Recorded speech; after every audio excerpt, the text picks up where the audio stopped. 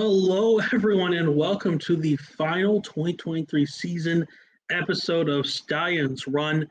We are champions. We get to enjoy that fact.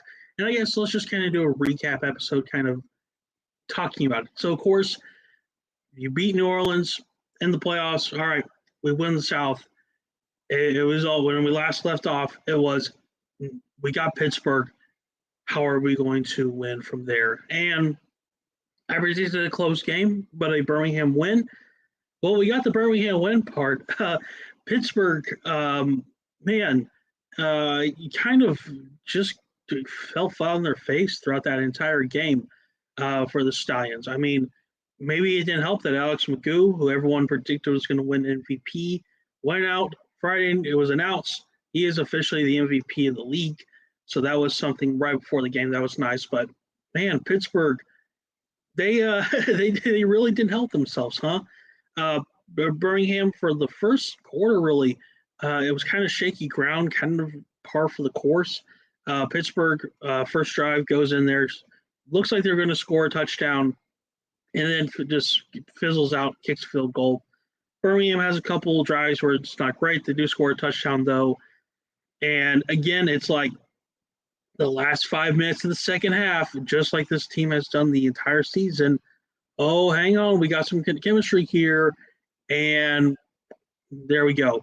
So Stallions absolutely, of course, choose to go out the way they have throughout the entire USFL season, where they're not having the greatest time, but in the end, they are able to go out there and win this game, absolutely shutting down Pittsburgh offensively, which was kind of one of my things where it's like, the Stallions defense, they have let some offenses absolutely go off sometimes. That was my real big concern. They stopped them. The only offensive points scored were literally field goals. That was it.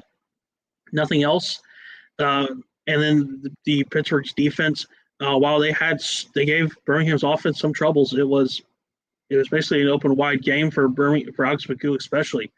It seemed like he was able to just find holes in Pittsburgh's defense, run through them, gain some yards, or even run for a touchdown.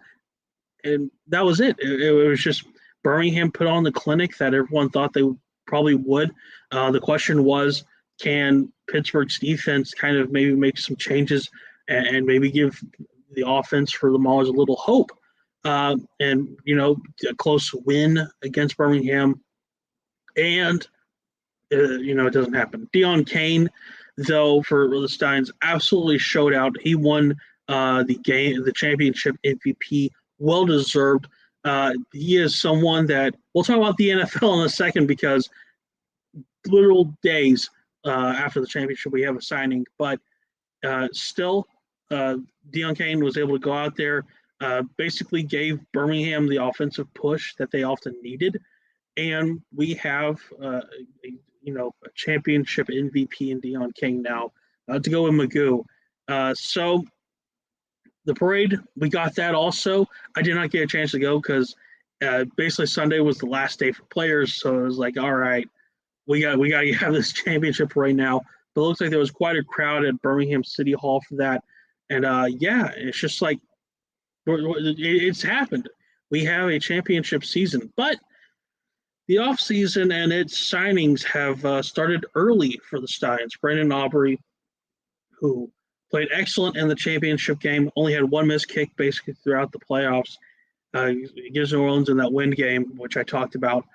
But he has signed with an undisclosed team in the NFL. He has Birmingham put out late last night. The tweet basically said contract terminated / signed with the NFL. Brandon Aubrey. So my guess, the USFL has stated that they will not be revealing teams unless the player or the NFL team themselves announces the signing. My guess right now at the moment is the Dallas Cowboys.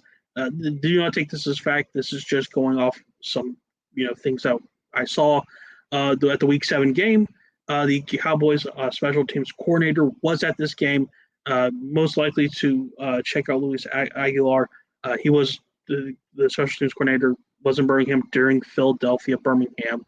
And Brandon Aubrey also had a great game during that Week 7 game. So my guess, it's probably going to be the Dallas Cowboys. Is going to be kind of the announcement. Uh, but there's a couple other teams I could see. Some people have been saying possibly the Ravens. Some others have been saying possibly he just goes and signed for a team that maybe they want to kind of salary dump a kicker.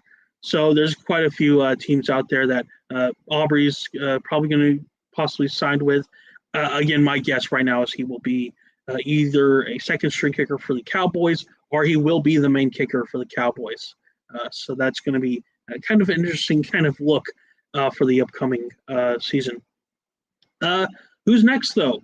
I mean, everyone's saying, "Oh, Alex Magoo's going to get signed." I think he could possibly hold off. There seems to be some question, maybe if he wants to stay, possibly. My guess right now is probably Deion Kane. I think he's going to sign a camp tryout with an NFL team. If I had to guess, I think my Tennessee Titans is a really good choice. They are a team that needs wide receivers. They need someone like that. So I think Deion Kane going to be a Titan, especially in my book, very positive. But with the end of this episode, I want to say thank you to everyone who has elected to watch Stallions run. From when we, first couple of episodes was mostly interviews. Then we started kind of recapping games with news. It's been exciting, something that I love doing. Cannot wait for the 2024 season. Let's see if we can get a three-peat out there. Who knows? That's always something that could be in the cards, just like the Chicago Bulls of the 90s, maybe. But until then, I'm, of course, Buck. I'll see you around Birmingham. Until then, stay safe.